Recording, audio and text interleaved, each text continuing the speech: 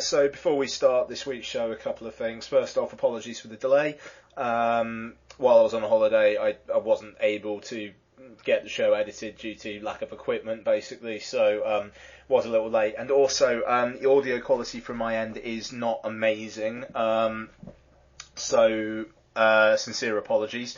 There will be another show this week, though. Mark and I are going to be talking Blair Witch and also Hunt for the Wilder People, doing a double review, even though I think at the end of this we just say we're doing Blair Witch, but we've both seen Hunt for the Wilder People, and that will be up in the next few days. So no show for a couple of weeks, but you've got a couple of probably longer than usual shows actually coming down the pike. So here we go, and like I say, apologies for the audio quality on my end.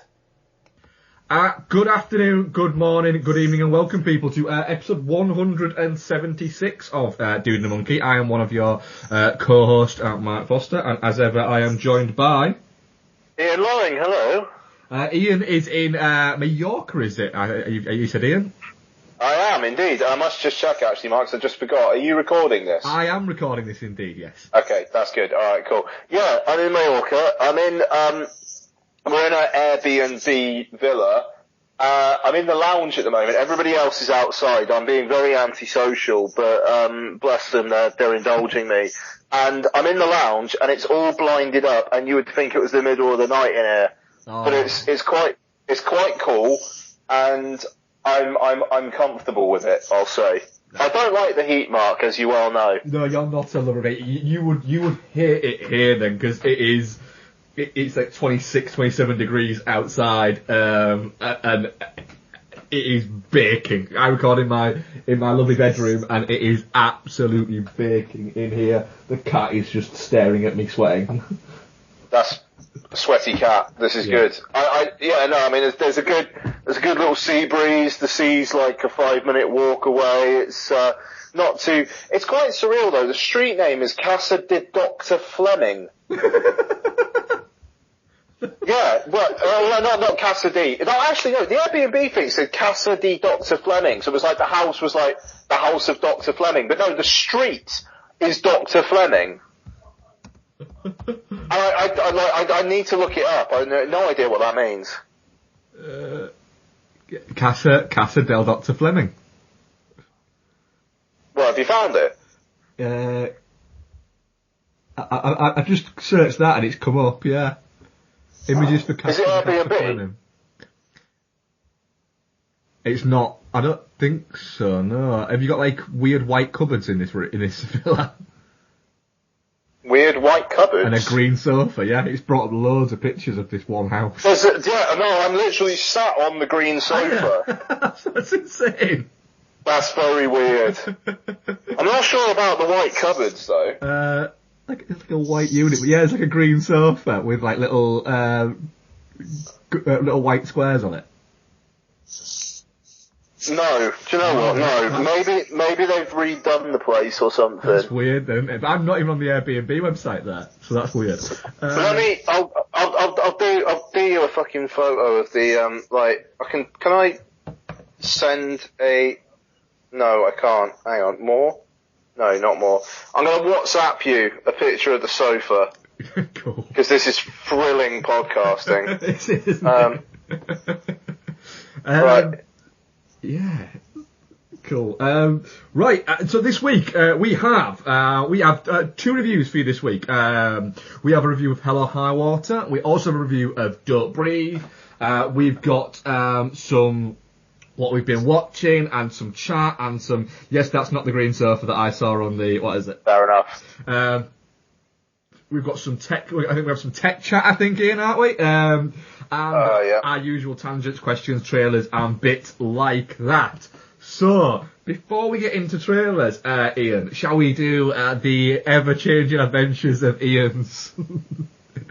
Yeah. Ian's yeah, no, quite. I will just say before I start as well, I got press accreditation for the London Film Festival, so I will be hopefully doing some, maybe not stuff for the site, but I'll probably be doing a bit of chat on the podcast about it. But I do have an arrangement with the guys who help me get my credentials that I'll be writing for them, which I think is fair enough. Absolutely. So I'm going to be writing for Screen Jabber, which should be fun. I've never written for them before, but Stuart, the owner of the site, is a good dude, so I'm quite looking forward to that. So not to advertise other sites, but I'll be doing that, but I'll also probably chat about some stuff on the podcast, so that's cool.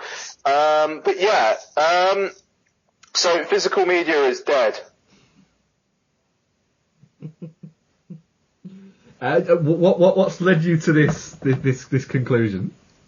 The PlayStation 4 Pro not having a UHD drive, Sony, the folks who came up with Blu-ray not bothering to put a UHD drive in the PlayStation 4, it is done. It is done. They're going to release a player next year, which is going to be prohibitively expensive, as are like a lot of the players that seem to be coming down the pike. I mean, Christ, the Xbox One S is the cheapest UHD player. I mean, it doesn't do Dolby Atmos, which is which was the killing blow for me. But the Xbox One S is the cheapest, and it's Microsoft. It's Bizarro World. The fact that Sony are not doing it, and yes, people are saying about it was to keep the price down, blah blah blah. Yes, the internals of the PlayStation 4 Pro or the Neo, whatever you want to call it, are better than the Xbox One S. But yeah, the equivalent model, like the terabyte the PS4 Pro is going to be selling for is only 50 quid more than the 1 terabyte Xbox One S. So, there's only 50 quid difference there, which is quite something if you are a gamer, and Sony have said it's for gamers. But the PlayStation 2 was the Trojan horse for DVD, the PlayStation 3 was the Trojan horse for Blu-ray. I genuinely think this is a bit of a killer, and there are quite a lot of tech sites in agreement on that I've also read. Well, the president of Sony Entertainment came out and spoke about it, didn't he? And said, and I can quote exactly what he said here, because I've got it up on my screen, saying, "Our feeling is that whilst physical media continues to be a big part of the gaming business, we see a trend on video towards streaming. Certainly with our user base, it's the second biggest use case for people's time on the system, so we place more emphasis on that area." Which is, you can see his point. Essentially what he's saying is that people, that he doesn't think people are going to buy 4K. They're going to stream 4K. Which, streaming of 4K is obviously dependent on people's broadband and things like that. So in this country, I do think it's a couple of years off the idea of actually universally people are going to be able to stream in 4K. And I will say, sorry, forgive me for interrupting. I watched Stranger Things. I finished the first season over the weekend. I was watching some of it in 4K, and it does look very nice, but there is still quite a bit of like banding and the odd bit of artifacting in there. And like, I've got a Virgin Media fiber connection that I think is supposed to be like 150 meg or something like that. Obviously it's not, but it's supposed to be. And there is artifacting there. So sorry, but yeah, we are a while away. Yeah, well, I mean, I was reading another thing that was actually saying about the streaming of 4K, and it was saying that, it was actually a thing by Sky, funnily enough, and they were saying that standard HD streams at around about a minimum of around about 2 megabytes. And most people should be able to get easily 2 meg. So that's alright. But they were saying that 4K needs anything around about between 18 and 25 meg, which is quite high when you consider it. I mean, I'm the same. I've got Infinity 2. I'm supposed to get about 100 meg. There you go, yeah. If you've got 100 meg, that's what you're going to get at top end, and you're never really going to get that. And plus, over Wi-Fi, you're not going to get that anywhere. But mine kicks out at about between 40 and 60, usually. So, I'd be fine on mine, you'd be fine on yours. But majority of people, are not. But then again, if, let's say, I'm watching something downstairs on 4K, Isabel's watching something in her room on 4K, and then I've also got all these other little Wi-Fi things that are doing their thing within the house there. It starts to kind of slow everything down, so I do think we're a couple of years behind. But I remember what's quite strange about this is when they launched the PS4, 2 years ago? About 2 years ago?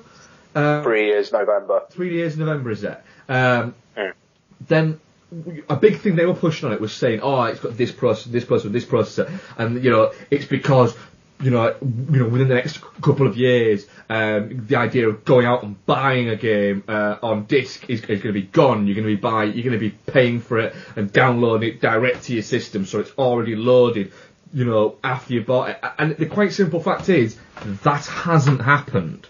It just hasn't happened. And one of the reasons it hasn't happened is, for instance, every year, without fail, I buy FIFA. It is a game that I will buy without hesitation. It doesn't matter how much. If I went into wherever I buy it from and it was £100, I'd go, there you go. And I'd just give them the £100. But I know it's not going to be that. I will probably get it for about 40 from somewhere. Probably a supermarket, to be honest. I will get that game for £40. If I was to try and buy it now, and download it onto my system, it's going to take up around 40 to 60 gig on my system. B, it's going to be £60. Yeah. Right, if that was the same price as it was in Odyssey, I'd consider it, to be honest. I'd consider the fact that I can just get it going and it starts to download and it kicks in then. But it's not, so it's quite strange that they've changed their tune on this.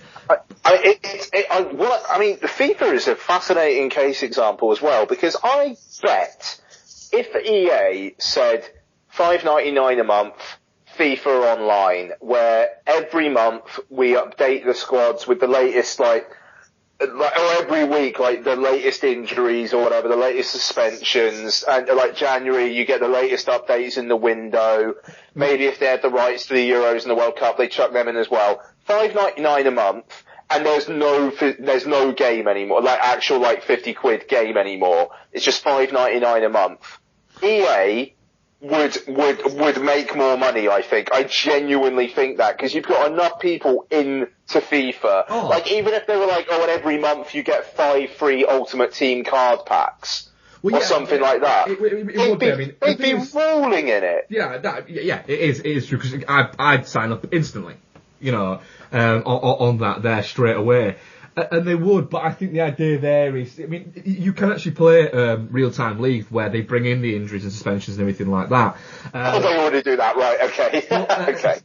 What the problem is, and a reason why I don't think they've done that yet, I think it could happen at some point, is you would get people messaging them saying, "Oh, I've just played a game with Man United, and Paul Pogba's hair is still blonde, but it's not blonde anymore. It's red now. What's going on? What am I paying my $5.99 for?" And you would get people doing that. I was weirdly, all I was doing was checking something to do with one of the AI things on FIFA, and I ended up going into one of the message boards and was just having a look at it on the official EA site, and it was ideas to improve the game. And that's what it was, and I thought, I'm going to have a look and just sort of see if there's any on there that I agree with. And there was a massive chat, and they were saying, how come when I get 5 years into the game, it's still all the same shirt sponsors? It should update automatically. It's like, no, because that's why you buy the next game, you fucking idiot. That's how commerce works. They're not just going to go, oh, we're going to predict what kit Arsenal are wearing. In fact, Arsenal is pretty easy actually. It's going to be the same kit they're wearing now, just with a different paper. But we're going to try and predict what the Norwich away kit's going to look like in 5 years' time, and what sponsor's going to have that. It doesn't work like that. And what they should do is after 5 years, it reverts to what the team's sponsors were in the 92-93 season. So suddenly Arsenal are sponsored by JVC. Well, United are sponsored by Sharp. Weirdly enough, you could actually do that yourself, because it has within the game as little reward things that you can buy with your FIFA points that you get for playing the game. You can buy historical shirts and things like that, which is quite cool. So there's all with the sponsors on and everything. Yeah, with the sponsor on everything. Yeah. That's pretty sweet. Obviously, I know nothing about FIFA, but I don't. It's just if they had a subscription model for FIFA, people would be on it so quick. Oh, they would. Yeah, they would absolutely. But yeah, I mean, we'll pull this back to what we're talking about with the old 4K. So you don't have a 4K player now? I don't have a 4K player now. I don't have a PlayStation now, bud. You don't have a PlayStation anymore either? You got a new Nope. PS4? Nope. Yep. Gone. Gone, baby, gone. Have you got a Blu-ray player then? I've got a Blu-ray player. Right. So, will you be looking at getting a PS4 in the future or a game system, or are you liking the fact that you've not got a game system for the moment? I haven't told you this. I haven't had a PS4 for over a month. Not missing it or anything? Eh? You're not missing it? Nah. See, the thing is, I wouldn't miss gaming at all. Wouldn't miss it at all. But I would miss FIFA, which I know is there you go. And I know is gaming, but I could quite easily. Actually, I'm looking at it now. A Mafia 3 comes out in less than a month, and I'll probably pick that up. And the thing is, I'll pick that up and I'll play it for a weekend, maybe a week, until I've completed it and everything like that, and I will get into it. But then, literally, it will just go on a shelf then. And that'll be it. I'll probably never ever touch it again. Whereas, last night, I had 2 games of FIFA from last year. And I'll play that up until September the 28th. And then that'll come out on the 29th, that'll come out of the PS4, go back in its box, that'll go on a shelf, and 2017 will go in, and then the whole process fucking starts again. There you go. Yeah, no, I mean, I am of the opinion now that 4K physical media is essentially HD DVD. And at the time, I know people were talking about HD DVD and saying, well, I'll keep the titles I've got and they're still good quality, blah, blah, blah. And then people are just like binning them or giving them to charity shops or just selling them on eBay for a couple of quid. And it's just, I don't know. It's like the quality argument has lost.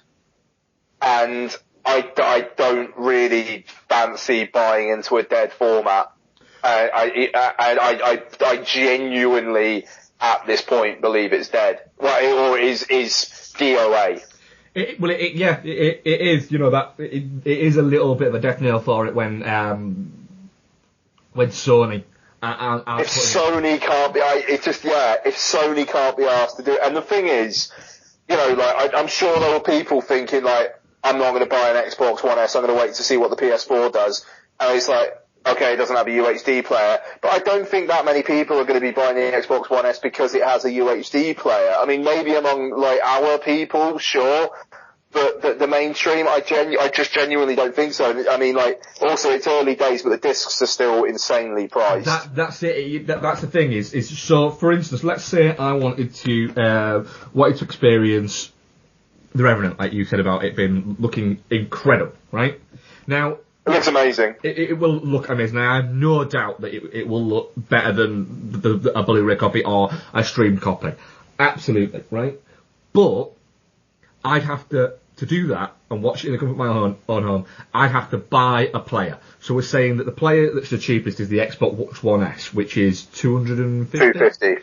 $250. Yep. I have to buy the disc. Now, even if I got that at its best price, I'm probably looking at 20 quid easily, yeah. So there, I'm looking at 270 quid, and I've got a player on one disc, and then it's 20 quid a pop, at least, because some of them are 24 and some of them are 30, but I'm looking at 20 quid a pop, when for half that price, I can just get it on my little iTunes box here. Now, yes, the quality won't be as good, but let's be honest, the quality is still pretty fucking nice.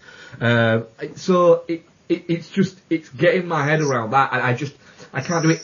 If it was in a system, I'm now to the point now where, if you roll back a year, I remember sort of saying to when me, yourself, and Nolan had this conversation, saying I was one of those that clings on to physical media right to the very fucking end. Now, I won't. I look at things and go, do you know what? No, I'll just buy it on fucking iTunes. I mean, that's the thing. I think my changing my mind has been me essentially howling at the moon and just being like, well, you know, I don't really want to admit that it's done, but it's done. I mean, like, the PS4 Pro thing was just a massive, like, punch to the head about it. You know, it's just like, that is it. That is the knockout blow. It's done. And as soon as Apple TV do 4K and do HDR, which they will, because HDR is the thing, then it is game over. Like, cause the thing is, HDR, it's about the colour gamut, it's not about the resolution. And that is the thing that has most impressed me about 4K Ultra HD. It is the colour. Like, The Revenant in HDR 4K on iTunes will look very, very, very, very, very, very good. And it might not be that much of a difference between that and the 4K TV unless, and the 4K Blu-ray, unless you were blowing it up to like a 65-inch TV. Well, the thing is, I mean, the weird thing is, the same guy from Sony also kept referring to the new YouTube and Netflix 4K apps. So, you know, is that something in the future where you could see possibly Netflix saying, oh, yeah, there's a Netflix app and there's the Netflix 4K app, which you have to pay. No, they already do. Yeah, but he was saying it and intimating that it would be a new app,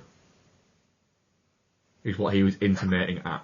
Well, I mean, I think it's just, it's like the Xbox One S, Netflix, 4K app was just, it's Netflix, except it says 4K. It's like the Samsung TV one, it's Netflix, except if you pay for the 4K package, it says 4K. So that's it. There's no, you don't think there's going to be a possibility that Netflix could say, look, here's your Netflix app, but to get 4K movies as well, you are going to have to get this.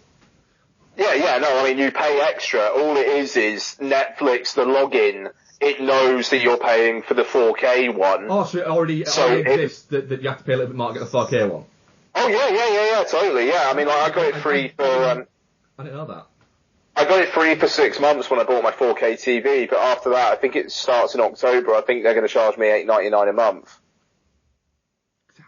I think I still pay £6, I think I pay for now, what is it? Yeah, I was grandfathered in previously in the old plan where it was like $4.99. Yes, that's and then they raised it to $5.99, but then said, right, we're not going to raise your prices for 2 years. But then I went, I've gone up to the 4K one. And to be fair, the 4K content does look very good. It's just, it would be really, really nice if Netflix could start showing more films in 4K. Like, the Netflix own films are 4K, and as I've said before, the Ridiculous 6 in 4K looks at pretty much as good as any Blu-ray you'll ever see, which is mind-blowing. But it's mainly just their TV content that's 4K. Like, not even all of their films are, like Beasts of No Nation is, like, okay, they bought it, but I'm sure there's a 4K master of that, and, or a 4K source. No, not in 4K. The Fundamentals of Caring, the, fucking Paul Rudd, Craig Roberts, one that they bought, that's not in 4K on there. You know what is in 4K on there? The Do-Over. Yeah. So there you go. Physical media's dead. Tune back in 3 weeks when I change my mind again. When Sony come out and go, we're fucking with you. There is one in it. Ian, trailers. What have you watched this week? 50 Shades Darker. Yes. Oh, before we get into this, I'll say, remember, I actually didn't dislike 50 Shades of Grey. Neither did I. Hey. You were alright, weren't you? Yeah. I'm pretty sure I said 50 Shades of Grey was alright. I think you did. I'm pretty sure we did that. The thing is, I know nothing about the books, so I'm intrigued by the fact that it's not just going to be more will they, won't they type stuff, and it looks like there's some kind of thrillery elements coming into this. Yeah, it does. It looks a little bit more like the erotic thriller that I hoped the first one was going to be, but it wasn't. Mm-hmm. This looks a little bit more like that. Yeah, we'll review it. Yeah, of course we will. Yeah, and it does look a little bit like by the third one that Jamie Dornan and Dakota Johnson are just basically going to be going, we turned up. I love how, like, just non-committal they are about that franchise in every single interview. Like, it is the most contractual obligation of contractual obligation you'll ever see two actors be, and it's amazing. I love it. I like the fact that Jamie Dornan actually came out and his people basically said, you know, we're having a little bit of a steam because, you know, we agreed his salary based on when it first came out, and, you know, it was incredibly successful, so, you know, Jamie does think that he needs a little bit more money. And the producer went, fuck you, no. And when he good on him. And when he threatened to quit, they went, okay, quit, because we can quite literally handcuff you so you can't make another film for like the next 6 or 7 years. So, go on then, do it, quit. But you will owe us money and we will stop you from making movies for the next 6 years, quite easily. And he went, fuck you, I'll come back then. So yeah. So, you know, good on him, yeah, it is. It's that thing. It's the same thing as happened with, what's the name? In the Hunger Games. Oh, Jennifer Lawrence. Yeah, that's it. In the Hunger Games, they basically said, you know, yeah, they're very successful, but you agreed to do them based on this, so, tough shit. It is, I mean, because the thing is, it is interesting though, because a lot of the time, like, they actually kind of do get their way and they do get a pay bump, but it's like, it's Jamie Dornan. Well, he's not really. Apparently, sorry, go on. Apparently, the thing was he got 700,000 for the first one and was getting $1 million for this one. But if the first one crossed $500 million, he got a bump up to $2 million. So he's taking the $2 million, but he wanted 8, and they went, fuck you. Nobody cares that nobody cares that it's you. Seriously, have you read your reviews? No, I mean, that's the thing. I mean, like, if it was Dakota Johnson, you could actually, you could maybe slightly see a case, because I don't know, she was really good in that first one, and I mean, she was an awful lot better than the material. I mean, to be fair, Sam Taylor Wood was above the material as well. That's still kind of mind-blowing that she directed the first 50 Shades film. It is weird, isn't it? Because who's directing this one? It's a dude, and, oh, God. I think he's directing the next one as well. Who is it? He's like, he's a bit of a mixed bag of a director as well. James Foley. Yeah, that's it. Yeah. Which kind of feels like more, again, tying into this looks more like the film I thought it was going to be in the first place. Yeah, James Foley, yeah, kinda. Yeah. I mean, he directed some alright stuff, you know, Glenn Ross, Fear. Didn't he do The Last Seduction? He didn't know that was, Jonathan Dahl, I think. Oh, that was John Dahl, quite right, yeah. He did Glenn Ross, At Close Range, he did The Chamber, which is a terrible movie, and he did Fear, the Mark Wahlberg movie. So, yeah. He's also, he's done a lot of TV. Oh, okay. House of Cards, quite a few episodes of House of Cards. Yeah, I don't know. I mean, we will review it. I will again go by myself and look shifty. I will go by myself, and I will wink at all the ladies all the way through it. Solid. What else have you seen? Free Fire, which as everyone knows, I'm pretty in the tank for Ben Wheatley. Frankly, I mean, High Rise, for me, was the weakest of his films. That film is very, very, very messy, but then the novel itself is apparently would be pretty hard to adapt, so maybe there's that. But yeah, Free Fire, I very, very much like this trailer. It looks like it's going to be very entertaining. The disparate cast of characters, I think it looks like there's going to be a good energy to it. Martin Scorsese's they've got Martin Scorsese's name on it, which is cool. And, again, like London Film Festival related, I am going to be in London the weekend that it is the closing night film, and usually with the big films they have the press screening the morning of, so I am going to be there early with a big coffee and a grin on my face like no one's business, but I am pumped. I know you're not as big on Ben Wheatley as I am, so I am very intrigued to see what you think. It looks like a lot of fun. I mean, there's no way, like you said, you mentioned on the WhatsApp saying, I dare anybody, I dare you to not like that trailer. It looks like a whole lot of fun. My main kind of would be, I've not got on with some of Ben Wheatley's films, but I have got on with a couple of them. So, it looks like it's going to be a lot of fun. So I'm willing to say, do you know what? I'm going to give him another sort of go, because I liked his first two films and I've not liked what he's done yet, but I've not seen High Rise. So let's say if I watch High Rise and I like High Rise, then I'm 3 out of 5. So I'm 3 and a bit out of 5, because I didn't dislike A Field in England. Really, I thought it was a bit student filmy, to be honest, but I didn't dislike it like I did Sightseers. So it looks like a fucking shitload of fun, doesn't it? Let's be honest. So yeah, and I'm up for that. Nice. And to be honest, off the top of my head, I think that's it for me. I bet you'll probably have some that I'll go, oh yeah, I saw that today. Yeah. What else did I have? I also had Live by Night, the Ben Affleck one. I saw that too. Yeah, Ben Affleck doing a crime drama set in Boston. Yeah, I'm fine with that. The release date's interesting to me, because I think it comes out. I'm just going to get some drinks if you wonder what the noise is. The release date's interesting to me because it looks like it's not going to have an Oscar qualifying run, and that.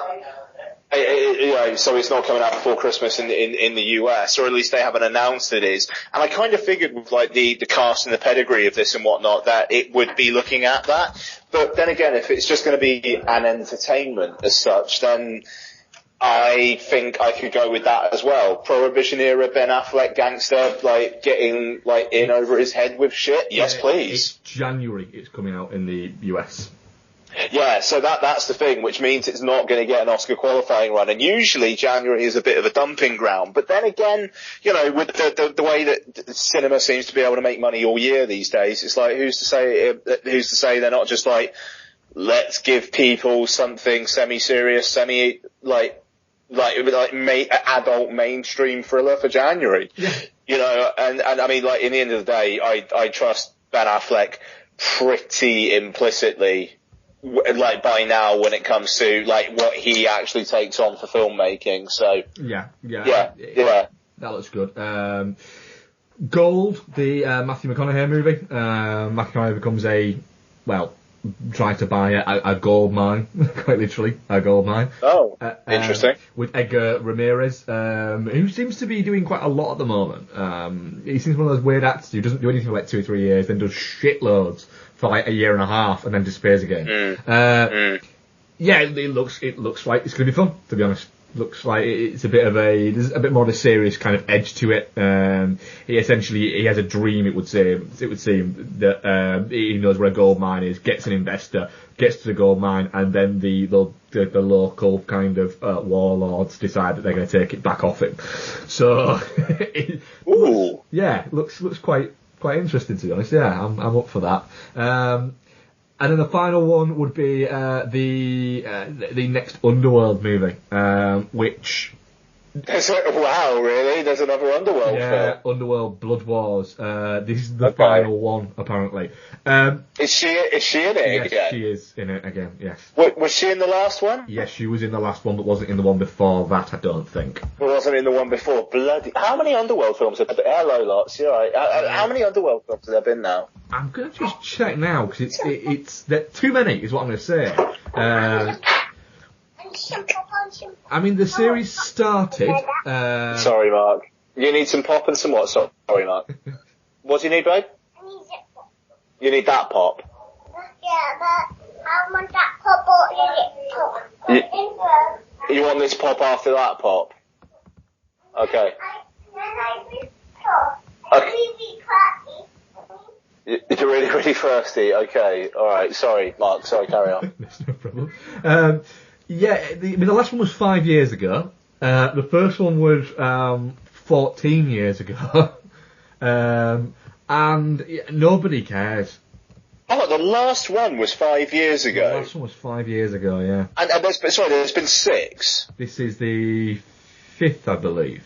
The 5th. Okay. So, like, there was one every 2-3 years, and then they took a 5-year break, and then it's just back for some random... Is Bill Nighy in it again? I think he died in the last one. Well, God, bloody hell. Yeah. God, how many... I think I've only seen the first one. And Len Wiseman isn't directing this one. He's producing but not directing. It is what's the point, isn't it? Like, I mean, like the Resident Evil films, it does feel like there's just a slight bit of interest in seeing it through. That's it, yeah, because that is what you can compare this kind of series to. But like you say, like you said, there's a little bit of interest to that. There's nobody, with the exception of dirty old men who want to see Kate Beckinsale in skin tight stuff, want this thing, and it's like I just don't see the point. Charles Dance's back, and Kate Beckinsale. My God, man, God, he will actually appear in anything, won't he? He absolutely will. Yeah, he will. He's the person who wanted this movie to come back. It seems like this movie could end up going... It's out in January. This movie, I could see, been an incredible flop. Isn't Resident Evil out in January as well? I'll have a check. It might be, actually. Imagine that if they went up against each other. Like, that's what I'm thinking. It's the battle of how the hell are there this many of these theatrically released? The battle of who cares franchises. Even though, then again, we've already committed to doing a Resident Evil franchise episode along with Knowles. Indeed, so the final chapter comes out, which I'm looking forward to. 27th of January. So they're trying to nip in before that. Okay, so we got Resident Evil 27th of January. Cool. Yeah. And then 2 weeks later is 50 Shades Dark. Yeah, that's going to be a hell of a period of time for Dude and the Monkey. We're going to bring the A game. Oh, mate, we're going to, on it like Sonic. That's going to be amazing. Beyond that... How was the trailer? How was the trailer, though? I turned it off halfway through and I'm not even kidding. Right. Okay, fair enough. Cool. I think that's it for trailers for me for this week. Shall we do Hell or High Water or Don't Breathe first? What do you think? Well, I'm getting progressively drunker, so should we maybe do Hell or High Water first? That sounds like a good idea while you're still vaguely sober. Hell or High Water. It is directed by David Mackenzie, written by Taylor Sheridan, and it stars Jeff Bridges, Chris Pine, Ben Foster, and Gail Birmingham. It is set in West Texas, where we have Ben Foster and Chris Pine play brothers. Ben Foster, it seems, has been in and out of prison for the majority of his adult life. We are all spoilers all the time, guys. His most recent stint in prison was for killing his and Chris Pine's father in a hunting accident.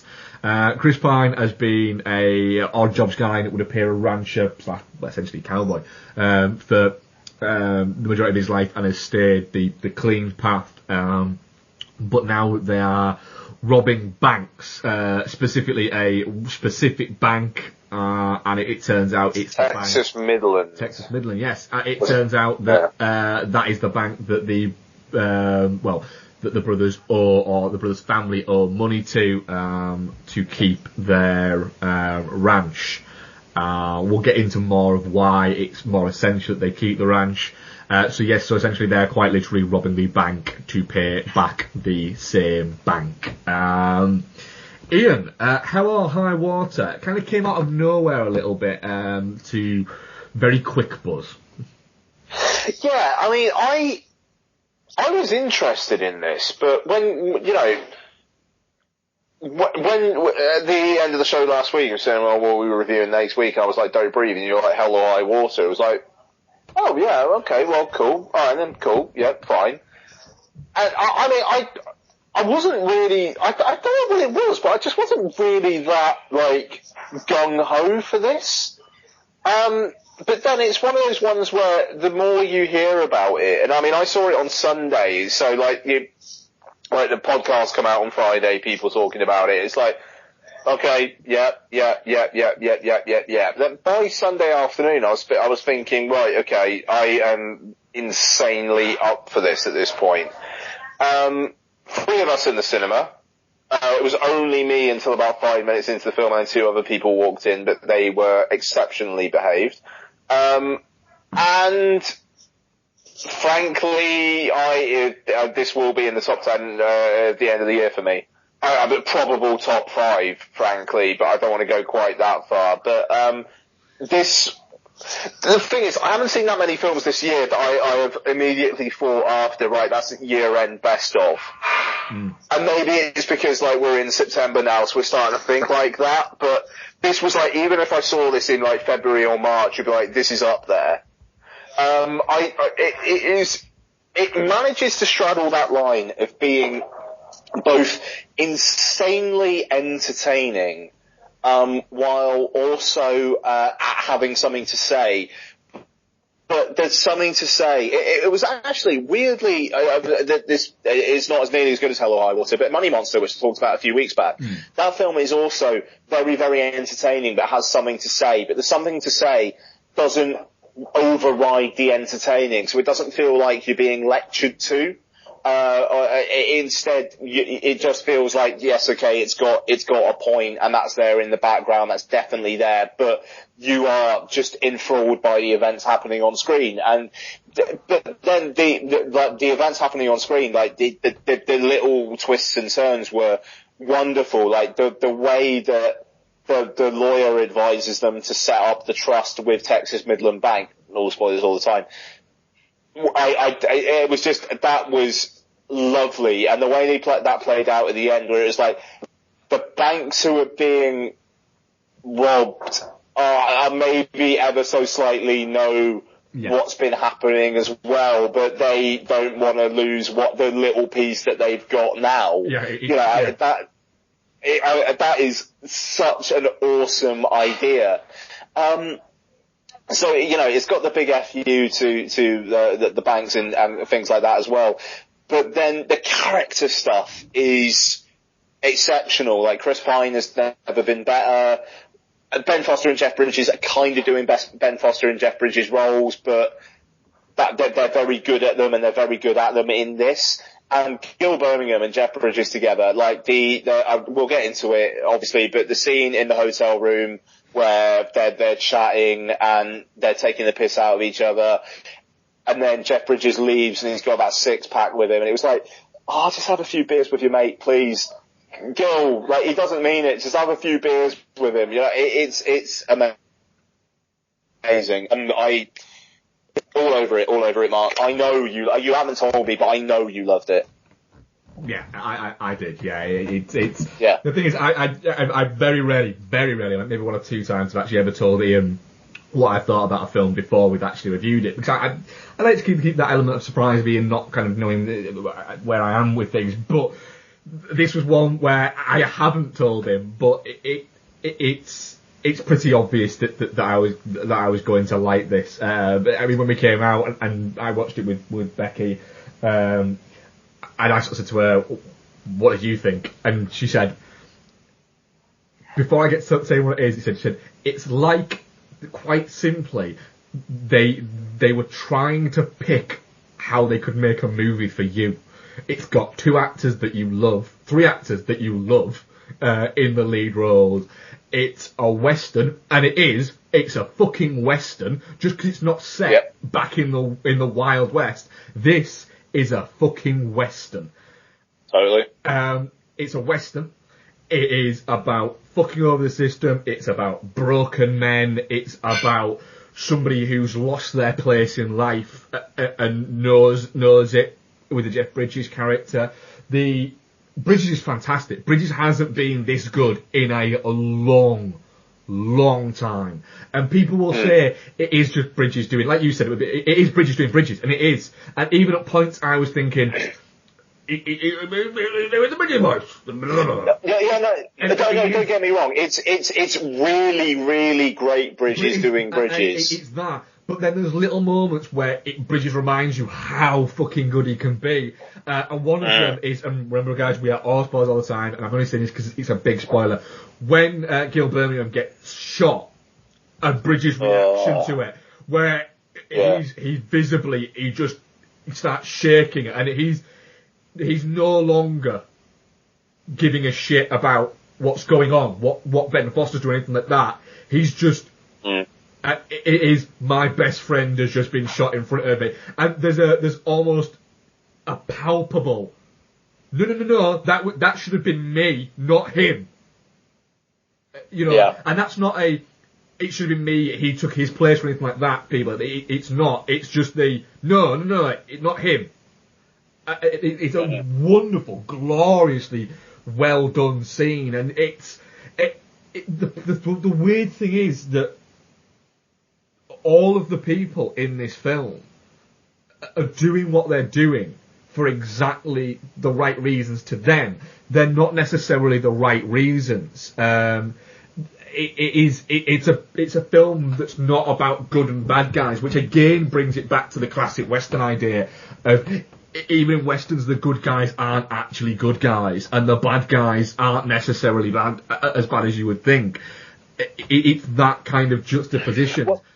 Well, that's the thing. I mean, like, in the end of the day, the bad guy is ephemeral. It's the financial institution, you know, and it's people having to live their lives slightly trying to defeat that institution, but then you got what would, I don't know, it's like, there is no bad guy, and that's the fascinating thing about it. Your loyalties are completely mixed, because you are kind of on with Chris Pine and Ben Foster, but then Ben Foster kills Gil Birmingham, and I don't know, it really shakes it up, and you don't know what to think, and you got that end scene, which is, well, I don't know, it's pretty much détente.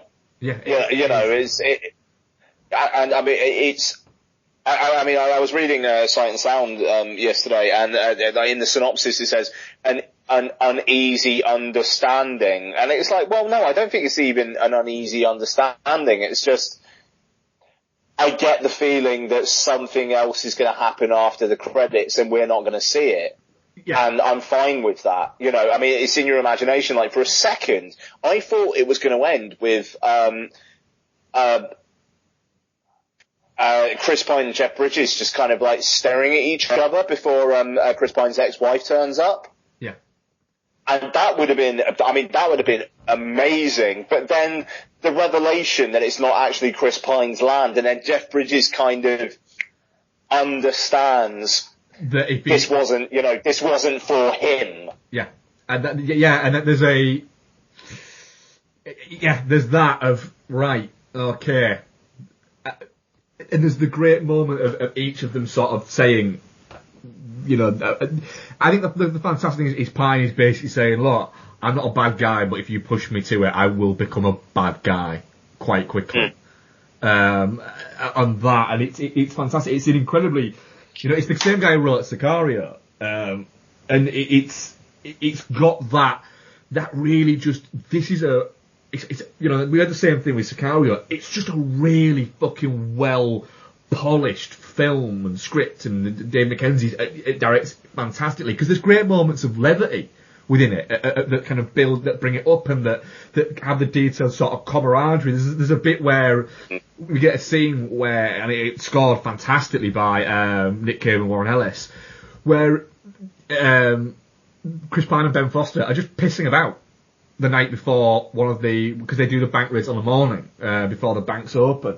They're pissing about, and they're just kind of like, they're bumping into each other, and it literally, it does look like something that David Mackenzie just kind of shot while Chris Pine and Ben Foster were having a beer together.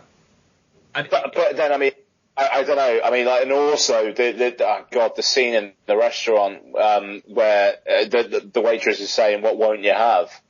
Yeah. And so, like, some guy from New York came in and tried to order trout in '86. You know what I mean? Fantastic. Yeah, no, totally. And I mean, like, she kind of feels like someone they just pulled out from, like, the local area or something and just got it. I mean, probably not, but she's got that authentic feel. And I mean, like, what won't you have? Like, what was it? The peas or the green beans? Yeah. That was it. I just, it's.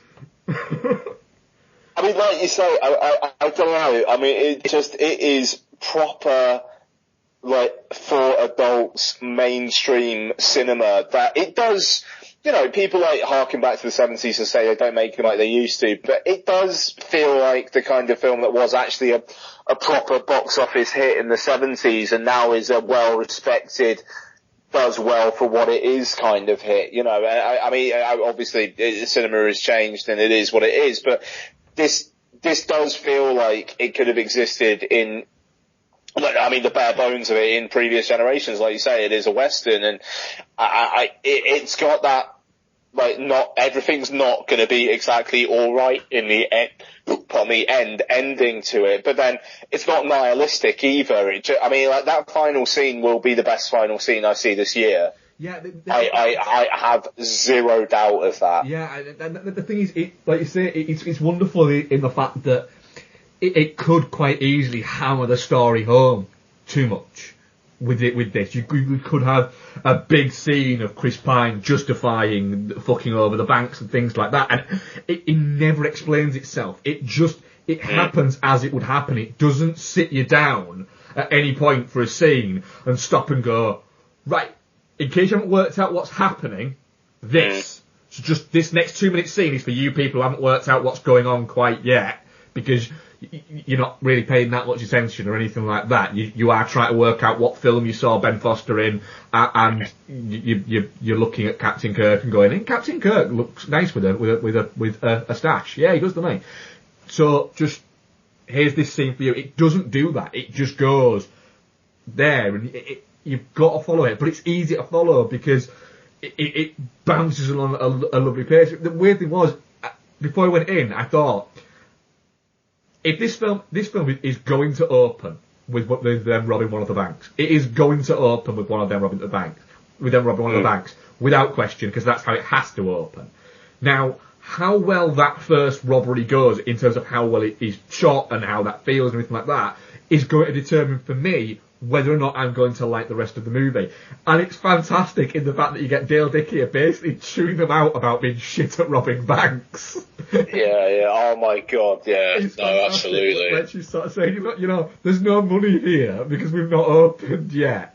You're not very good at this, are you?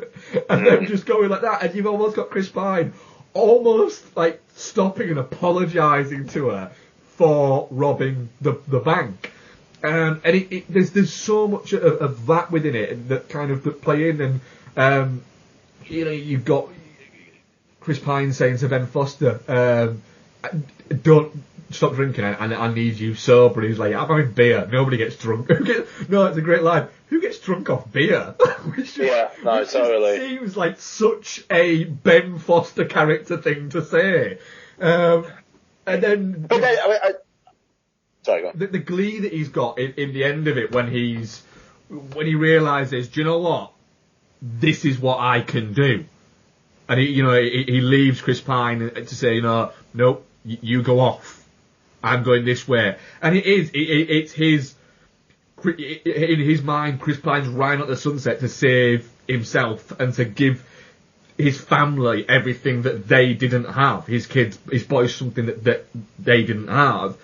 And the way that he can ensure with absolution that happens is if he goes off and he does this and he dies. He's not going up onto that ridge to you know, in the hope that he can get away. He's going up to that to keep everybody occupied for long enough that Pine can go off and do his thing. And he's not got glee for the fact that he's shooting all of these police officers, or the fact that he's shot Gil Birmingham.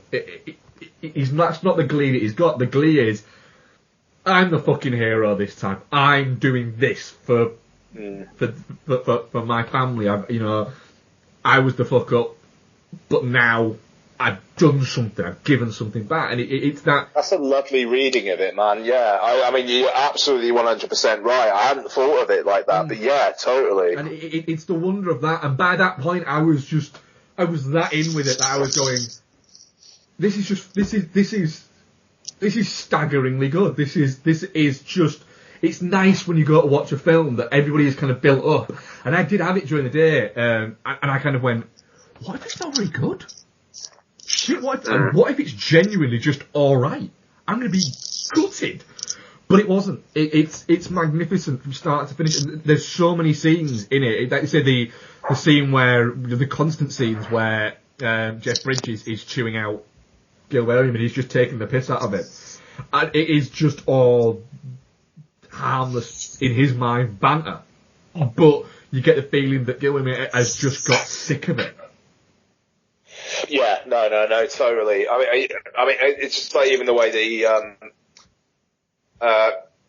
sorry, Dawn slightly distracted me because she, brought in some food, which looks amazing. Sorry, were you talking about the hotel scene with?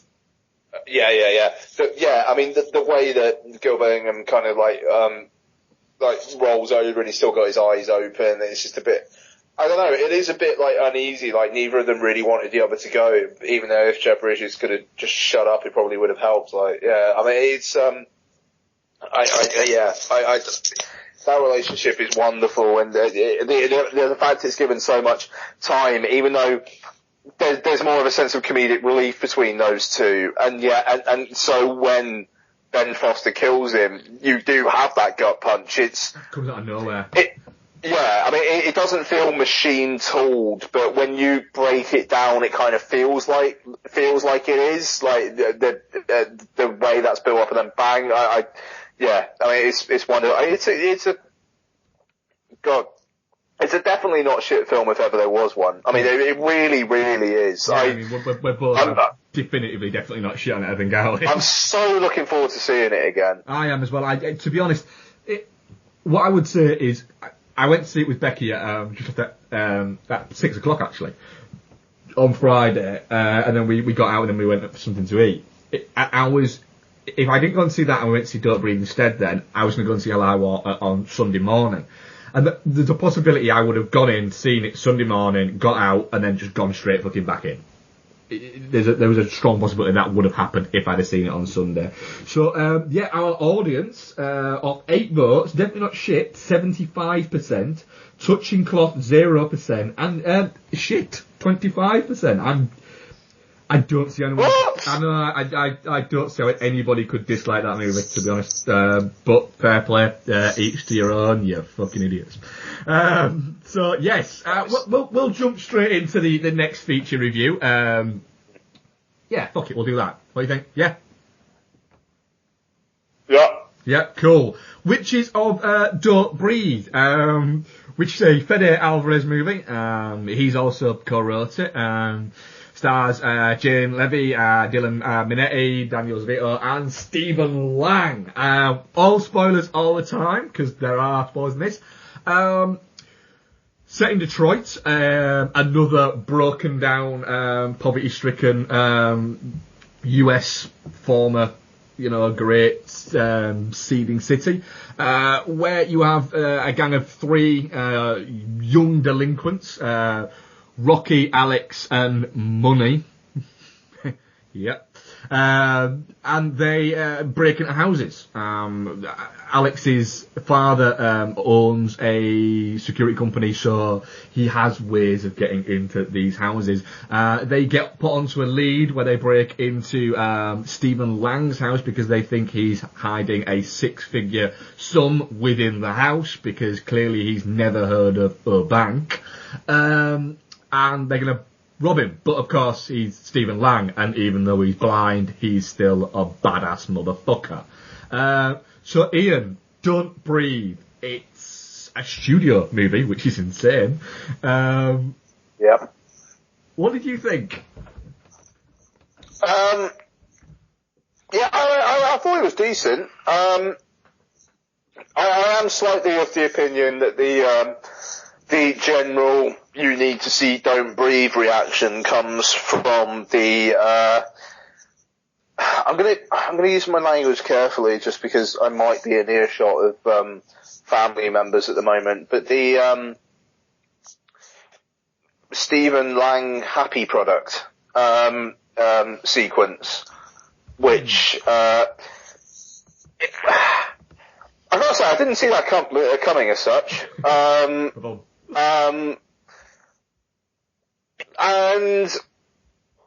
I don't know, I was preferring the more tense, quite cinematic, trying to creep round the place and get past him kind of stuff.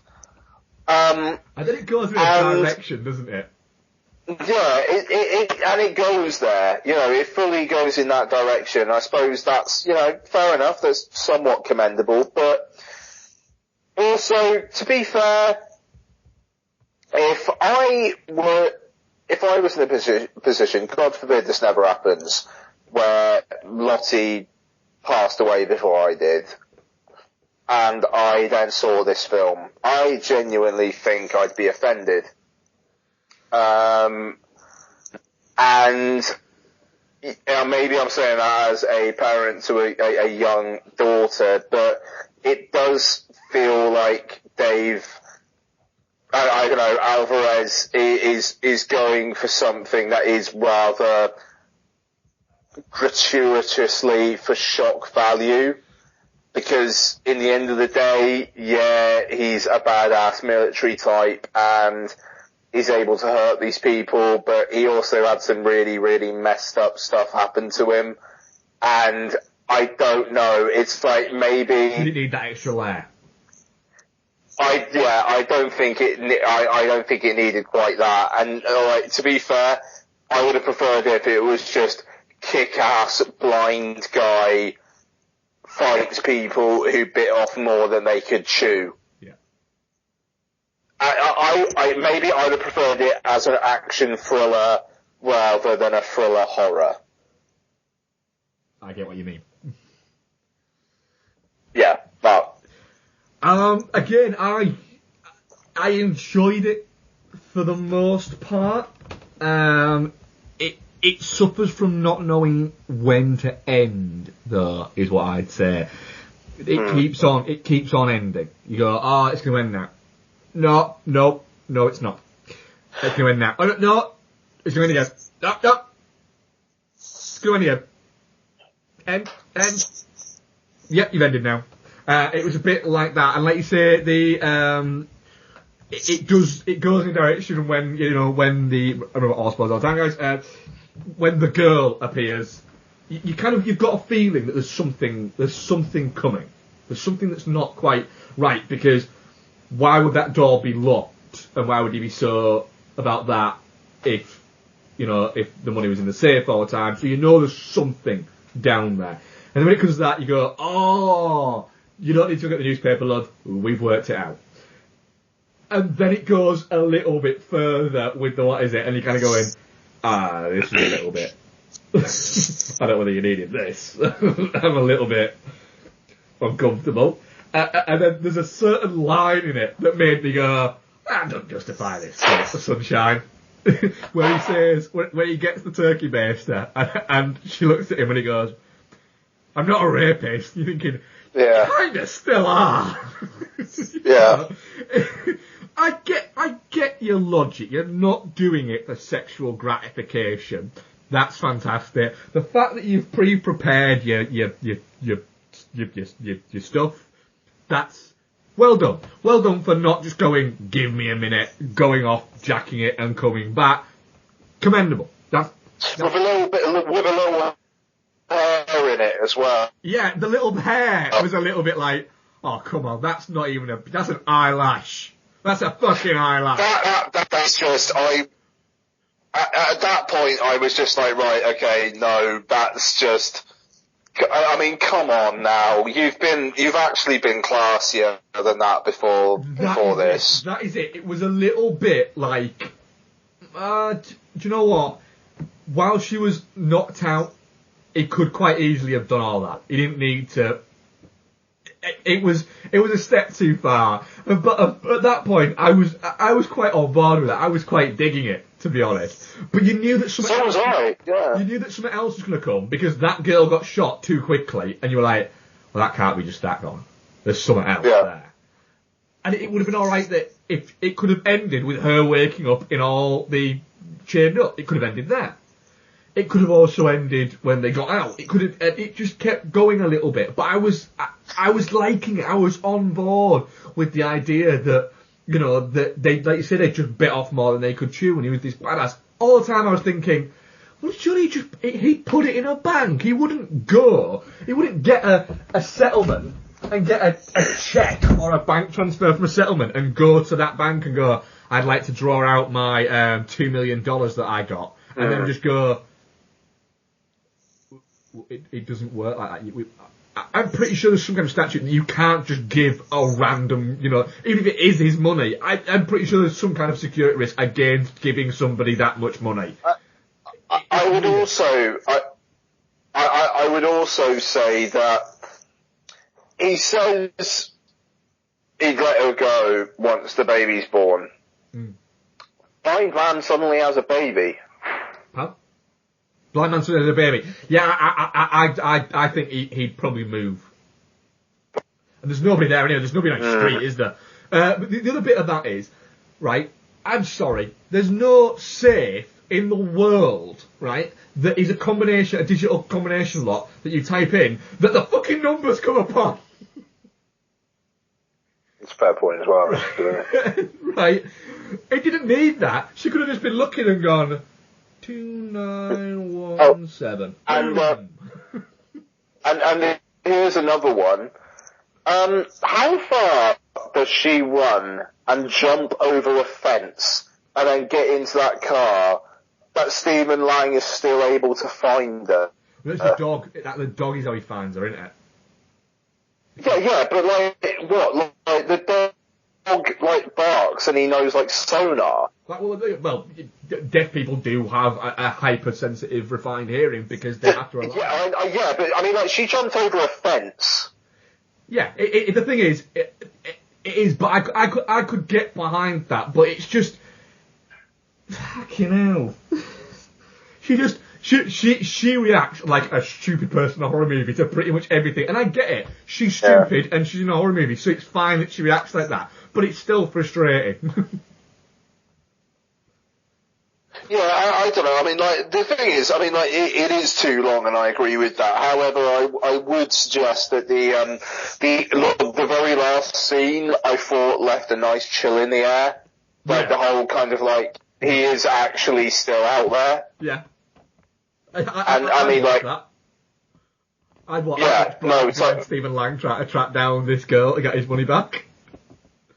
No, totally, yeah. I don't know, it's just like the fact that, in the end, because I like the fact that in the end of the day, you know, she was still robbing people, so she doesn't get off entirely, like, she got away with it, good on her, even though it was for a noble cause. I like the fact that there's still that element of, there's still danger there.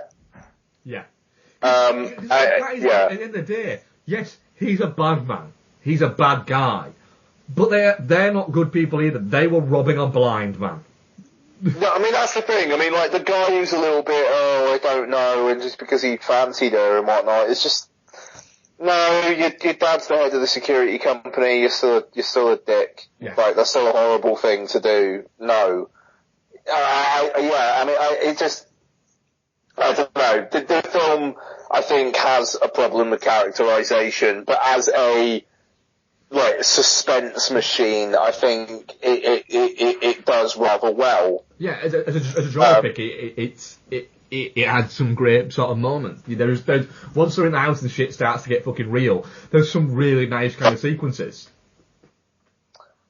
And at least it doesn't declare itself as one of the scariest films ever made. Just saying. So yeah, I mean, I don't think there's that much else can I say about Don't Breathe, other than the fact is it's perfectly solid. I'm going to go as far as to say I think it's definitely not shit, because it's not shit. Yeah, so definitely not shit. It's definitely not shit. Yeah. I will watch it again.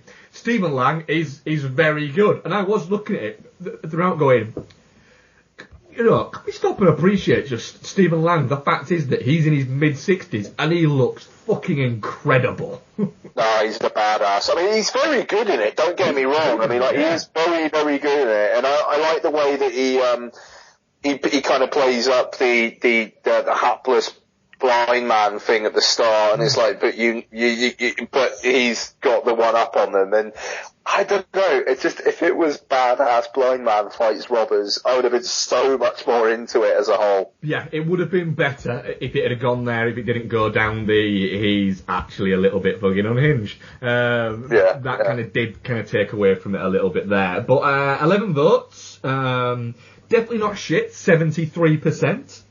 Touching Cloth 9% and shit just 18%. So what I would say there for a horror movie or a horror thriller movie of that kind, that's some serious fucking high numbers, to be honest. The thing is, I was a little bit put off by the Fede Alvarez, the visionary director, when he's directed one other fucking movie, and it was the Evil Dead remake. He's not visionary. There's nothing visionary about what he's done in either of his fucking films. He's perfectly okay. But it's good the fact that you've had mainstream horror has done really, really well this year. Yeah, man. Yeah, and Don't Breathe is another example of it. And I mean, I was sounding quite negative there, but it just, the first hour or so is pretty solid, man. I mean, it's great. It's actually, it looks nice. It's tense. The sound design's really interesting. I mean, like the blind vision stuff is great. It's just, I don't know, it's like when... On the blind vision thing, one thing I really liked about that in the film was, my worry was, in the trailer for it, before that scene comes on, you get a voiceover of Stephen Lang saying, now you see what I see, right? And then it shows you in the trailer the blind thing there. And that bothered me, because I thought, hang on a minute, he's blind, that's not what he sees, because we're not seeing that, we're not seeing blankness as we're people that we're seeing it. So I thought, that's going to piss me off if he says that, and then, in theory, we're seeing through them what he sees. Because it's not, we're just seeing night vision. But he doesn't say it in the film. It's not uttered in the film at all. Yeah. It just goes out. So it's just a different visual styling to give an idea, which is cool, and I like that. Yeah. Cool, right. Yeah, definitely not shit. Yeah, definitely great. shit, yes. Ian, what else have you been watching this week? Okay, so I've got a few things. I'll go through the quick ones first off. I rewatched Blair Witch Project in preparation for Blair Witch. It's still great. I think if you get into the mindset of that film and what those people were actually going through while it was being filmed, I think it's insanely effective. I saw Blair Witch. We'll review it next week. I watched Looney Tunes Back in Action. It's on Amazon Video. Joe Dante. Joe Dante basically making a Looney Tunes film not for kids, which is just, but not in like a dirty way. It's just full of really weird, like, references to older films. Like, there's a Bugs Bunny Psycho shower scene homage, which is mental. How did I not know this was Joe Dante that did this? Yeah, oh yeah. Oh, that's this fucking week. Yeah, okay, well, we'll talk about it next week then. We'll leave it till then. So I watched The Purge Election Year, which you spoke about a few weeks back. Yeah. Decent. I don't think it's on the level of Anarchy. I think it basically tries to be more of an action film, which I thought was a little bit disappointing. It doesn't quite have that slightly surreal edge that Anarchy did, but, you know, fine. I'd be intrigued to see what, I think there'll be another one. I'm intrigued to see where it goes. Wiener.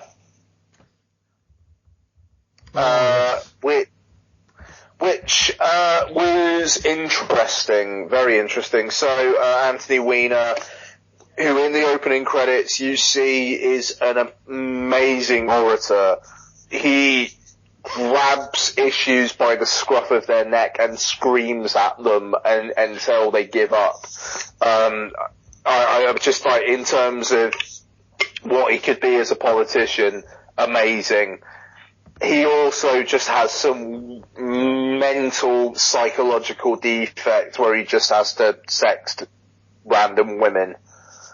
And you're watching this, it's basically, there was a sexting scandal, and now this documentary crew are following him while he's trying to relaunch his career, but then new evidence comes to light.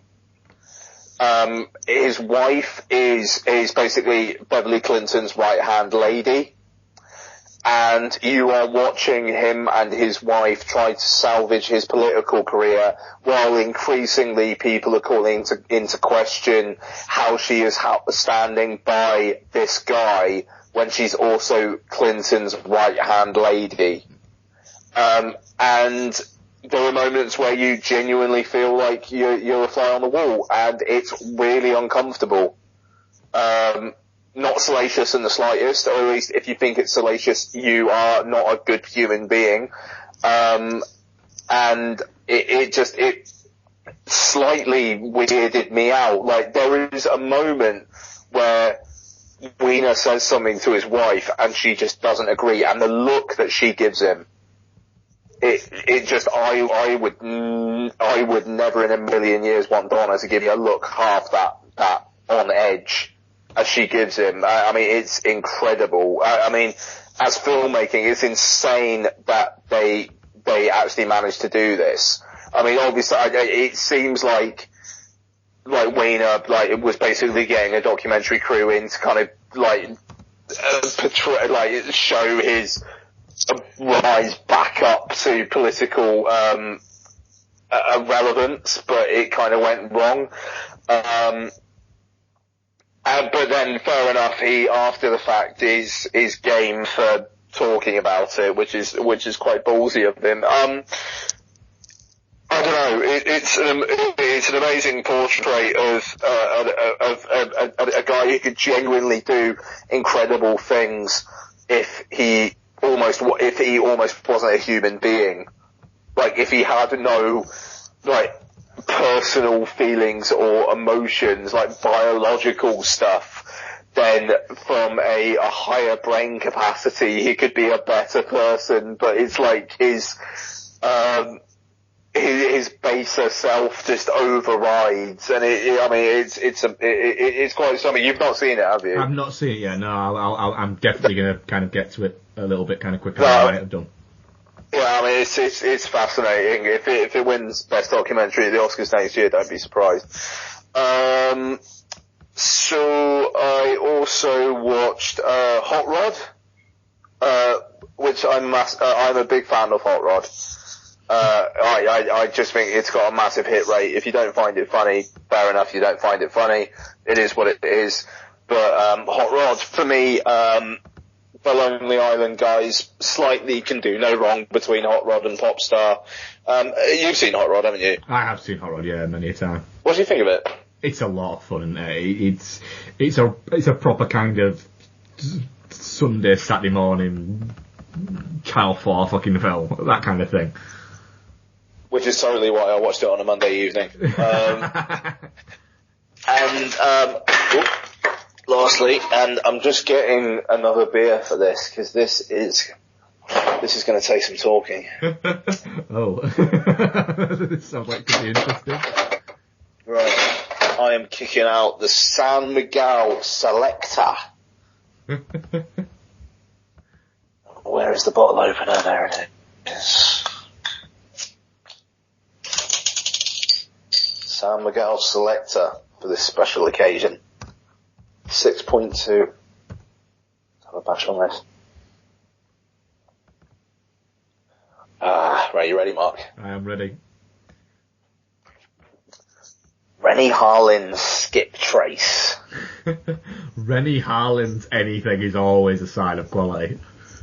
Rennie Harlin's Skip Trace. Starring the combination you always wanted to see but never knew you did. Jackie Chan and Johnny Knoxville. Skip Trace. The final scene of Skip Trace, spoiler alert. Johnny Knoxville buys Jackie Chan a pack of alpacas. That actually seems like a thing that Johnny Knoxville might actually do to Jackie Chan. I hope he does. I hope he did. Skip Trace is pretty much going to video on demand in everywhere but China. Where it made an insane amount of money. Yeah, I was about to say, I'm looking it up right now because so this.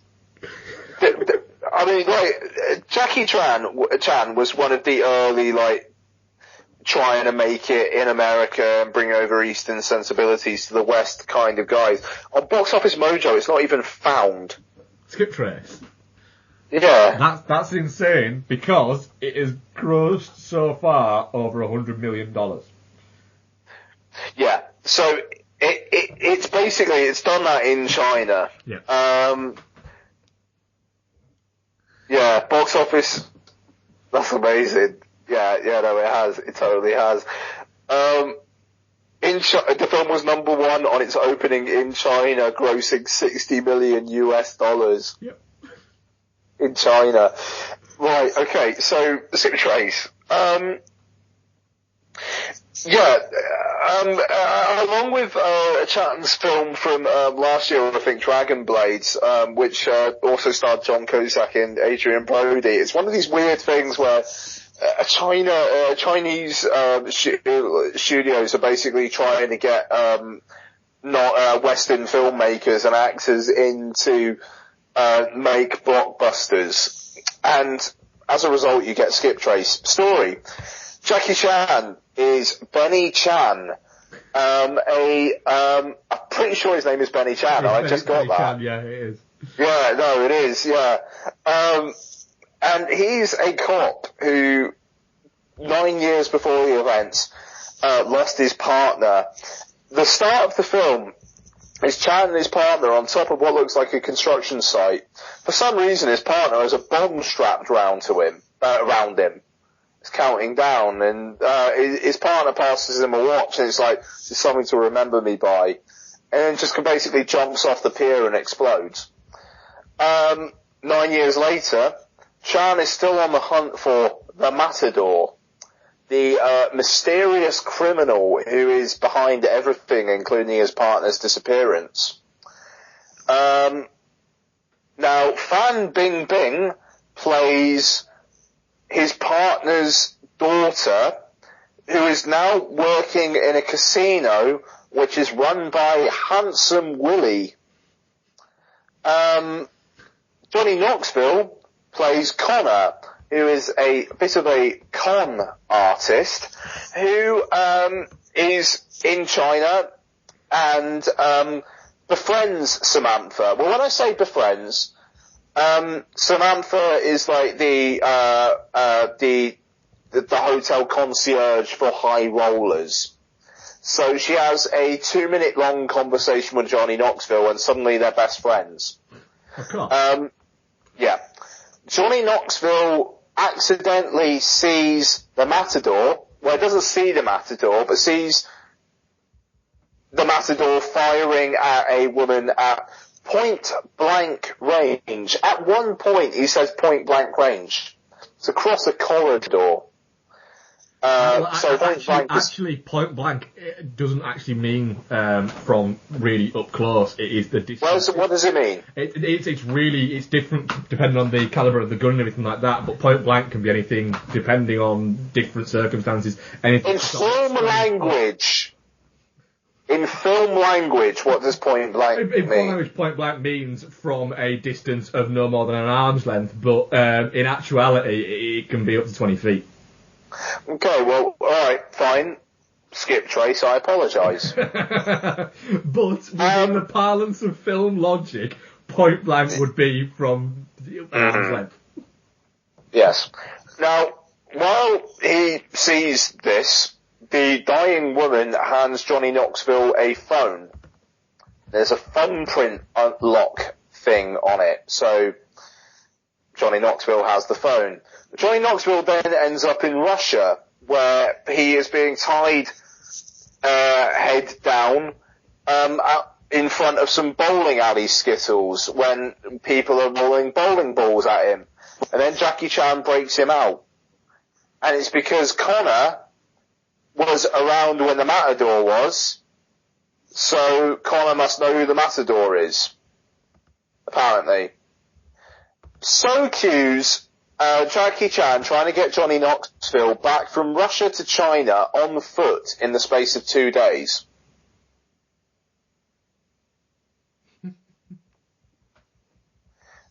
They seem to be walking pretty much the entire way, but Jackie Chan makes it clear really early on that they've got 48 hours for some reason. And they pretty much, they go on a raft at one point. One night, they stay at a Mongolian, tribe hut place, where everyone sings Adele's Rolling in the Deep. This sounds incredible. And, literally, Johnny Knoxville says after, well, I didn't think you were such an Adele fan. And Jackie Chan says, Rolling in the Deep is a stone cold classic. I'm so watching this. I mean, it's, right, there are flashbacks to things where it's like, we literally saw that 20 minutes ago, why are you flashing back? Johnny Knoxville narrates the first 20 minutes and then it just stops. The action choreography, Jackie Chan can still do a few things, but there are times where it does cut away and it's like, alright, that's really disappointing because that's just not Jackie Chan, is it? Okay, fine. Johnny Knoxville generally just gets put into barrels and rolls down hills. It's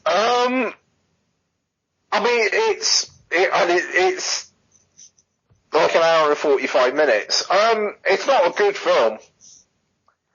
But seeing Jackie Chan and Johnny Knoxville walking from Russia to China with each other is quite endearing. And a tribe sing Rolling in the Deep.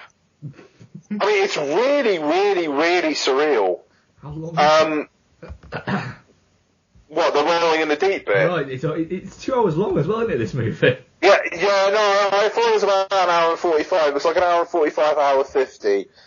But the thing is, it's shit.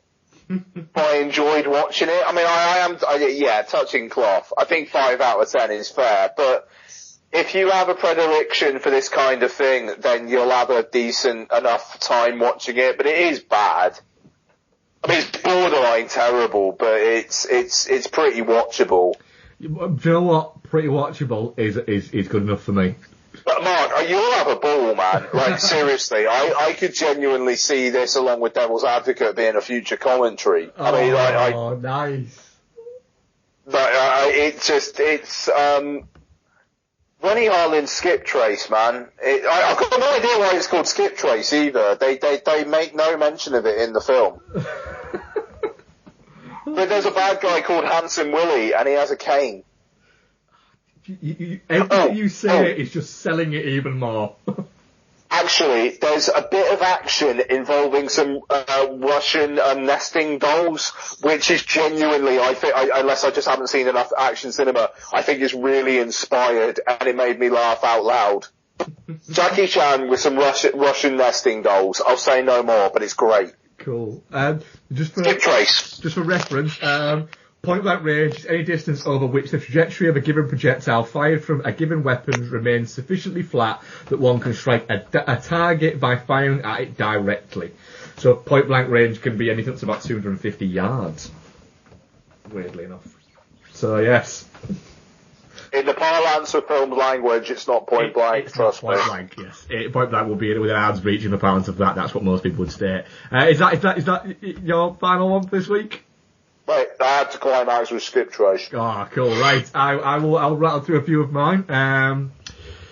I've not watched a great deal of films, but they all seem to have had a theme apart from one. I'll start with I watched Stir Crazy, as I said I was going to last week. It's been a long time since I watched Stir Crazy. It really is fantastic. I mean, it really is staggeringly good. It's the sort of film where, after it finished, I was thinking, do you know what? If that was a new film and I'd watched that this year, it was a 2016 movie, it would probably be in my top 10 of the year quite easily. It really is so much fun. It's such a nice film to watch, in the sense of, it's an R-rated comedy that doesn't rely on just a lot of cock jokes or profanity for the sake of profanity or things like that. It was a nice palate cleanser to something like Sausage Party that we watched, which was just the brashness and everything that's wrong with modern comedy is thrown at Sausage Party, and Stir Crazy is everything that is right with comedy films in general. You know, Gene Wilder and Richard Pryor's patter off each other is fantastic, and it's just staggeringly entertaining. I think at the moment it's actually on Sky On Demand that I watched it on. I also watched See No Evil, Hear No Evil the next night because I've been looking to rewatch that, man. Yeah. Bex actually turned around to me after watching, because she'd never seen Stir Crazy. Turned around and went, "That Richard Pryor guy's really quite funny." It's like, yeah, you think? She went, and she sort of jokingly went, does everybody else know this? And have we discovered something? You know, like, she's had this great revelation that Richard Pryor is quite funny, but she really took to Richard Pryor's kind of comedy. See No Evil, Hear No Evil. What I would say is, if you're gonna watch See No Evil, Hear No Evil, and you're looking at watching Stir Crazy as well, watch See No Evil, Hear No Evil first, because it's not quite at the level of Stir Crazy. So it was a little bit of a dip, which I think affected while I was watching it. I was watching going, alright, this is still really good and really entertaining and really funny, and the way that that Pryor and Wilder, you know, work it in terms of acting as one of them's deaf and one of them's blind, and the way that they work that is just such, it's great slapstick. It's again, it's proper comedy of comedians relying on being funny rather than just saying fuck, shit, balls, cock in an inappropriate time, which is fantastic. It's great, but it is a little bit come down from Stir Crazy, which is insane because Stir Crazy is like a 9 out of 10 movie, and this is an 8 out of 10 movie. So there's that. But yeah, definitely rewatch it. I watched Critical Condition, which is on Netflix, which is Pryor on his own. Have you ever seen Critical Condition? I've never even heard of it. Critical Condition is Richard Pryor plays a con man. Who, he's not a con man, he's just a guy who has a lot of schemes. And he ends up being framed for a jewel robbery and goes to prison, but decides that he can avoid prison by faking insanity. So he fakes insanity to get out of prison, but while he's under psychological evaluation to see if he is insane, they keep on declaring him sane. So he's going to go to prison for a crime that he actually didn't commit. So the other people in the hospital who are actually insane take over. They take the administrator for the hospital. They take him hostage so that Richard Pryor can break out. So Richard Pryor breaks out, but then gets mistaken for a new doctor that's starting at the hospital that night. The hospital then has a power cut, and Richard Pryor ends up kind of running the hospital for a night, whilst also trying to escape, whilst also trying to actually fool people into thinking that he could actually be a doctor. This sounds amazing. It contains Richard Pryor at one point being guided by an insane ex-Vietnam vet who is only at the hospital to try and get methadone, and Richard Pryor has bribed him into working as an orderly at the hospital so he'll give him some methadone, right? Flying a helicopter inside the hospital to try and get it up a level so that it can basically be used as air conditioning for the hospital. Nice. It's insane, but it's only like 90 odd minutes, so it gets away with the fact that it's just a bit too silly. It gets away with it, and the fact that Richard Pryor is actually really quite amusing helps. Cool, yeah, and the last thing I watched was Lake Placid, which I realised I'd never watched. I'd never seen really? I'd never seen Lake Placid. Okay. I don't know why, because it seems like a movie that I would have seen. Lake Placid, directed by Steve Miner and starring Bill Pullman, Bridget Fonda, Oliver Platt, and Brendan Gleeson, and Betty White. A town sheriff is killed by a mysterious creature in Maine, and Fish and Game Officer Jack Wells, played by Bill Pullman, is sent to investigate, whilst paleontologist Kelly Scott, played by Bridget Fonda, is sent to investigate as well. And then Oliver Platt turns up playing Hector Cry, who is a professor and billionaire, it would seem, and a little bit mad. Gets sent. He doesn't get sent. He voluntarily goes because he thinks that what's killed them was a giant crocodile. And you know what? He's right. It's a bit mad, is Lake Placid. I didn't think it was a comedy until I started watching it, and then realised very fast that, yes, it is a comedy. For instance, Brendan Gleeson is putting an American accent that actually, during the film, Oliver Platt calls out his terrible American accent. Yeah, that's pretty solid. Which is magnificent.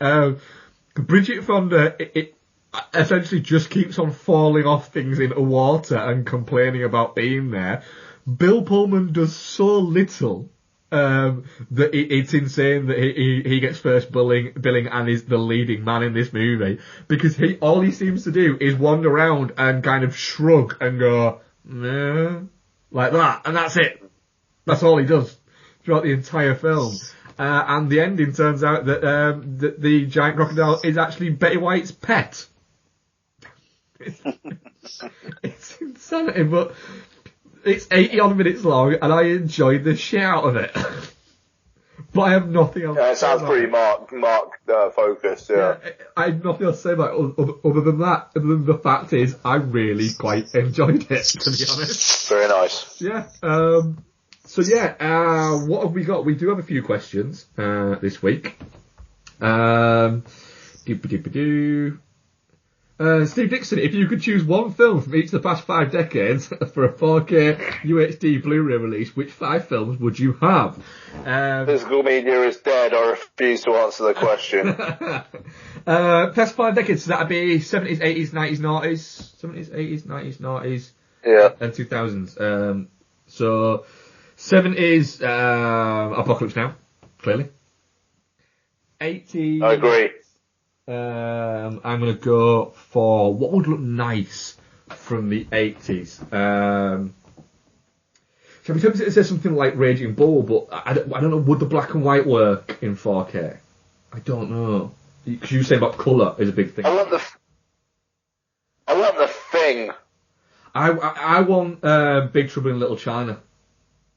Well, I want the Thing. You want the Thing. 90s, ooh. Can I have Pulp Fiction? I'll take Pulp Fiction. I think that'd look nice in 4K. No, I'm taking that back. Thin Red Line. It's a good shout. What's it? That's a good shout. The noughties, I'm going to go for...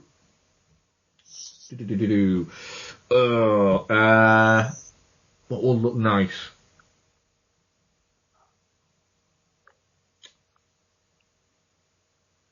Noughties. I can't think of one from the noughties. Nope, I can't think of one from the noughties. So, fuck it, I'll go for There Will Be Blood, because it's a lovely looking movie. Yeah, that's pretty good, man. I mean, like, yeah, fucking shit. Punch Drunk Love looked good in 4K as well. Fuck. Yeah. And then most recent, I'd say I'd like to see what Hateful Eight, just because it's a fucking great looking movie. You see, that's the thing. Hateful Eight is never going to happen because entertainment film distributors seem to not even fucking like anything, let alone 4K. So they really don't, do they? No, it will never, ever happen. It will never, ever happen. And it's sad, but it is what it is, because Steve Dixon, physical media, is dead. Craig, at Craig X Dawson on Twitter, what one thing in film history would you change? Mine would be giving Orson Welles' final cut on all his films after Citizen Kane. So one thing... Oh, as in actually giving it to him, yeah, no, fair enough. One thing in film history you could change. Marlon Brando not liking food as much? Oh, that's a good one. John Cazale not sadly passing.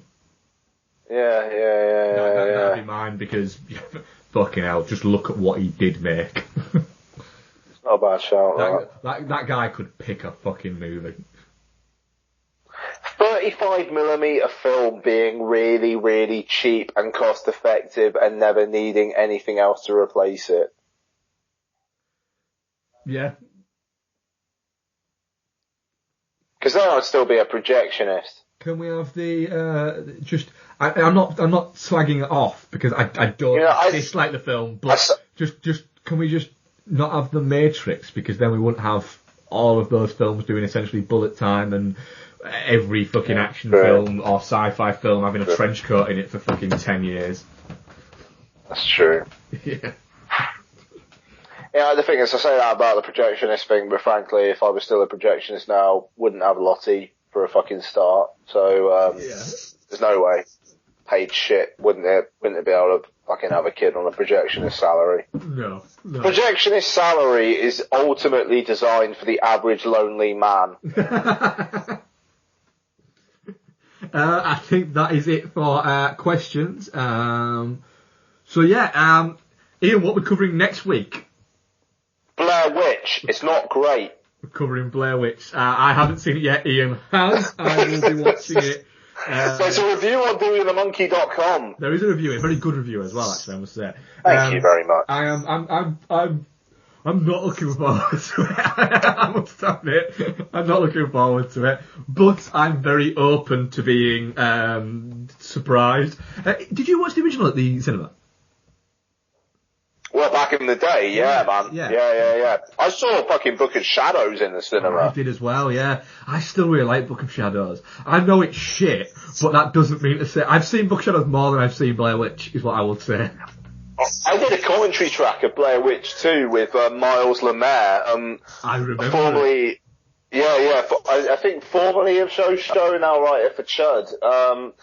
like back in the day when I was being really schizophrenic with Skinorama, just before we started doing the Monkey House, not too far before that, I think, actually. I wonder if that's still out there.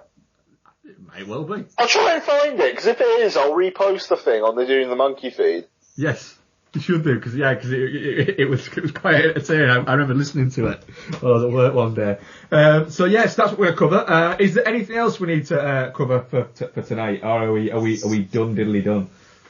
I think we're done diddly done. Cool. What's your plans for the rest of the week, Ian? Fun and frolicking on the beach. Water park. Go to the beach. Watch some illegal Man United streams. Drink some fire water. You lucky bastard. I am going to work. Mate, it is what it is. Yeah. Right. Thank you very much for listening, guys. And we shall speak to you next week.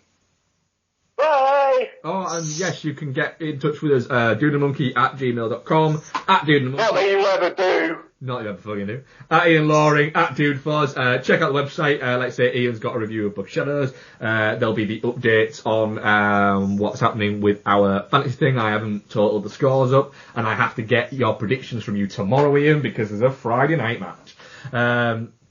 So bye. Chelsea-Liverpool. Yeah. Chelsea-Liverpool. Yeah.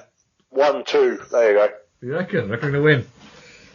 I wish I held that optimism, but I'm still an eternal pessimist at the moment. Cool. Alright, man.